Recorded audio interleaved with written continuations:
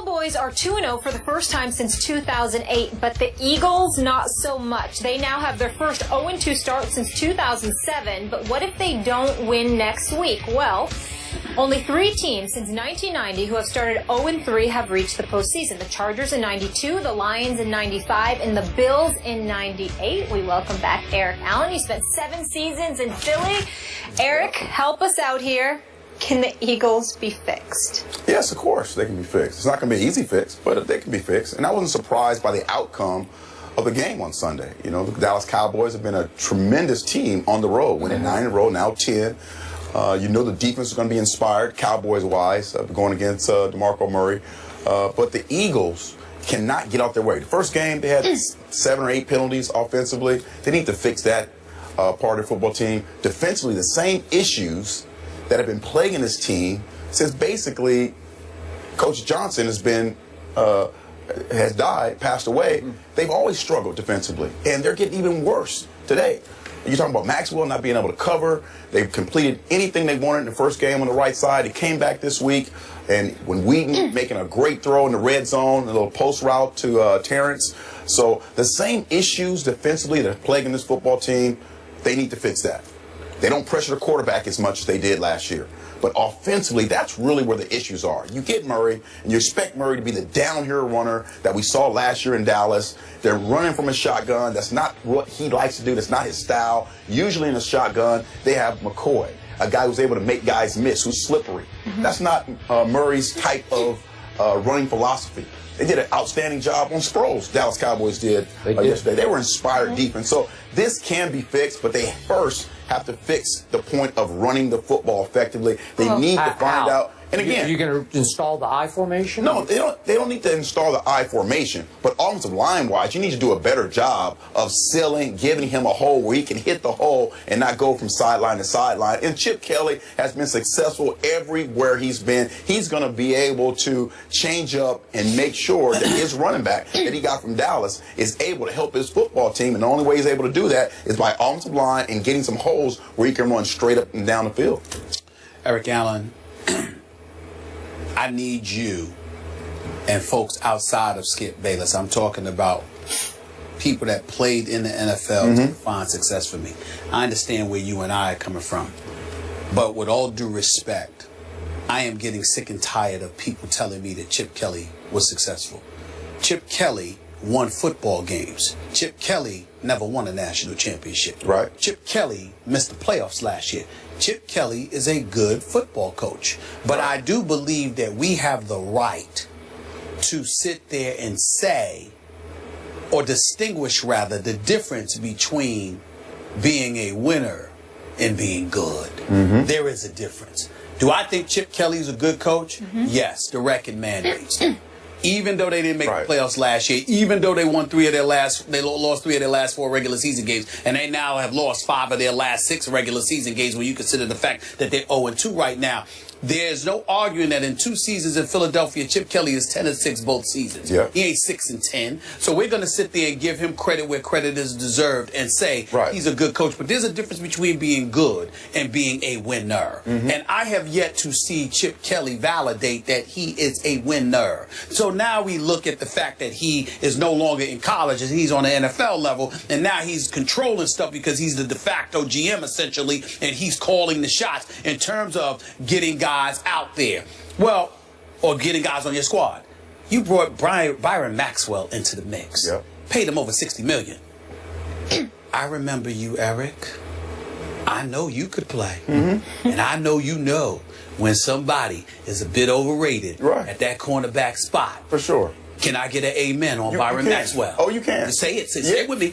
Say amen. Amen. There we go. Because he is struggling just like the rest of the corners. All right. So I understand that, but I'm not going to get on Walter Thurman III and other cats. They weren't paid $60 million. Right. And he was. The Saints actually playing pretty good. That's right. Now you got to escape the problem with your inside linebacker spot. Kiko Alonso, fresh off of 2 ACL injuries. You decided to bring him in Philadelphia. He had that left knee bothering him in training camp. You put him out there anyway, he injured again. Mikael Kendricks, he's now out. He's got a problem. He's your inside linebacker. Okay, let's switch to the offensive side. That's just defense. That's just defense. Who's been struggling for a couple years. Who's been struggling for a couple of years now. Yeah. Couple of years now. Not Right. 2 months, 2 years. Yeah. So we're going to get that out the way. Now we go to the offensive side of the ball. Evan Mathis is gone because you want to rescind an offer that you made to him to pump up the back end of his contract. You sit there and say, we want to rely on this offensive line. Backups and Gardner and Barbary and these boys, you relying on them. You can't block. Okay, you got a north-south runner. You asking to run east and west. I'm looking at the Eagles' offense, and you know what I see? What do you see? Softies. Softies. That's right, I said it. I ain't talking about DeMarco Murray. I'm talking about a relatively soft offense. I'm not talking about Sproles. Right. I'm not talking about DeMarco Murray. I'm talking about cumulatively. I'm talking about a unit. This is what I'm talking about. I'm not calling them soft. Jordan Matthews can ball. Yes. He's an elite number 2. Yeah. Just a little bit shy of being number 1. He need another year or so. All right? Don't talk to me about Riley Cooper. Damn it, he need to be on the offensive line because all he does is block. Right. Remember? That's the first time we learned that the criteria for the wide receiver was blocking instead of catching passes. Remember, we didn't know that until Chip Kelly came along, okay? So I'm just looking at these guys, Aguilar and these boys, they got to prove something. They do. First 2 weeks, the Eagles, last point, Eagles were scoreless in 5 of the first 8 quarters of this season with that high-powered offense. You know why? Atlanta punched them in the mouth in the first half. The Cowboys punched them in the mouth in the first 3 quarters. You're talking high powered. They're not high powered anymore. That's where we need to. I agree with that. They lost their explosiveness. Okay, 2 years ago, Deshaun Jackson, the guy who could break the top off, he was too small, too whatever for you in the locker room. I get that, Eric. They need to find a way to get back to running the football. I want to bring Skip in here. I want to bring Skip in here. All I'm saying is this. For the first 2 quarters against Atlanta and the first 3 quarters against Dallas, they weren't just held scoreless. They got punched in the face. Yeah. That's all I'm saying. That's what I mean. So somebody punches you in the face and you don't respond, that's usually the definition of soft. Now, I could be wrong, Skip, but all I know is whatever hood you want to pick, white, Hispanic, black, whatever, what's known as soft is when somebody punches you in your face or in your mouth and you have no response. That is what the Eagles have been for 5 quarters. Check those that penalties. Is a fact. Check those penalties. Yeah, too many daggone penalties. Yeah. All I'm saying to you is Philadelphia Eagles. When you're trying to punch somebody in the mouth and someone's holding you back, okay, that's penalties. All Holding them back. all right. You can say that. Go ahead, Skip. All right. Go ahead. Hold that thought, Skip. We don't want to cut you off, and we need to take a break, so we will revisit your side when we return here on First Take. Keep it here. Skip knows softies. I'm with Eric on this one. Now, I can't fix how good Sam Bradford is because I never liked him from the start before that first draft. Watched him at University of Oklahoma every snap, never loved him. Bad idea to take him number 1. I'm not sure the running game is fixable, but it can still be decent. And I think Philly can still be pretty good.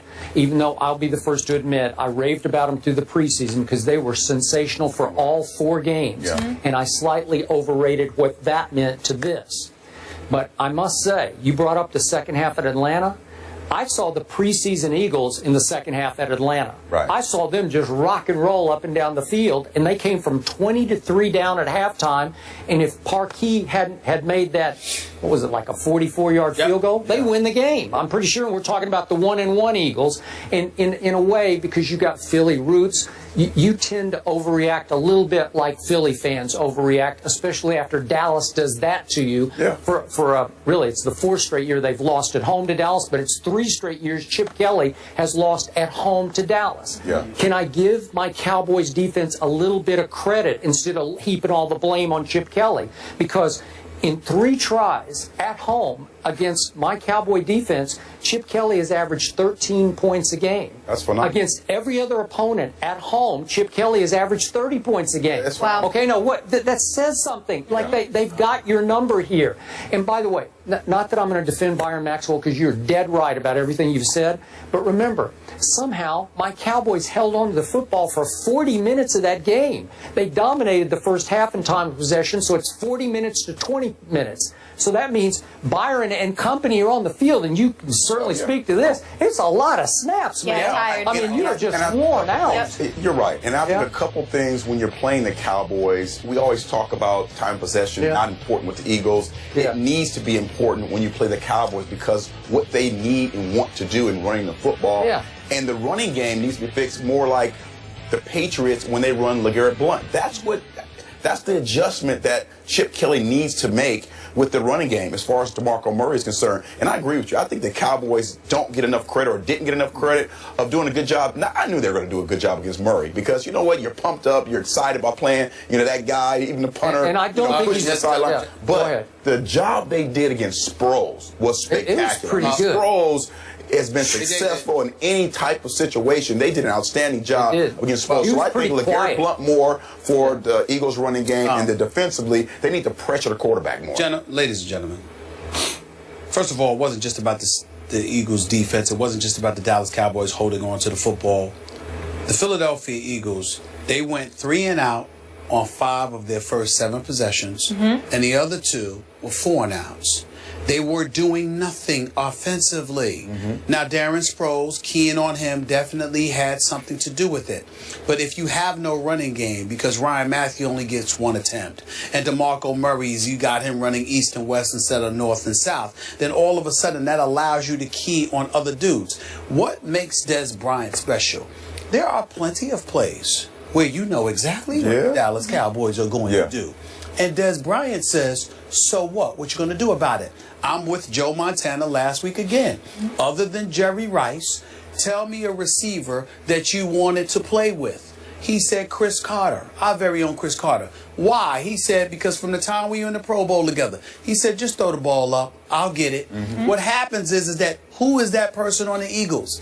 The fact is no one is. So now we get to Chip Kelly. Back to Chip Kelly. Because Chip Kelly is the one that made those decisions. He made those modifications. Can it be fixed? Of course it can be fixed because they have the talent. The question about them is their culture and the toughness that comes with it. Because as individuals, we know individually they are tough. But Eric, you have played on teams where you're tough, and you can pick out a guy on the line, he's tough, and another guy in the secondary, he's tough, and another guy in the offense, and he's tough. But collectively, if you're surrounded by a bunch of dudes where Chip Kelly is breathing in your face about, just do this the way that I say, and do that the way that I say, and we will be perfect. That ain't the man's game that we are accustomed to see. So how did Chip Kelly, what was his first 2 years record? 10-6, 10-6? Right. And then last year they got to 9-3, if I remember, before they cratered? That's right. How did they do that? You also have to remember, because we all know that the man knows football and he can coach. Nobody's saying otherwise. The problem is that those were with other players. He got rid of 9 different dudes, all contributing for other teams right now. He has changed the culture of this team. The guys you're talking about who will be able to make a play even when the play looks like those guys are gone. John McCoy, they're a guy who can make something out of nothing. They're not tough guys. They're just talented guys. I'm sorry. Y'all finally hearing me now? Well, but you've been talking about soft. I'm talking about talent, man. I'm saying they're talented guys. They ain't tough. Talented, not tough. Let's leave it there. You ain't tough. What are you? I'm talented. You ain't tough. What are you? You're not in the league. You're soft. Got to be a rough rider. It's football. It's got to be a rough rider. This ain't tennis. We got to put flags on the quarterback, though. Yeah. Eric, thank you so much for being with us. This was fun. We appreciate you. Enjoy the games tonight. Yes, sure. Week 2 was a role reversal of sorts for the 1 and 2 picks. I'm confused, gentlemen. Need you to help me out. So what did week 2 tell us about Mariota and Winston? They'll break that down coming up.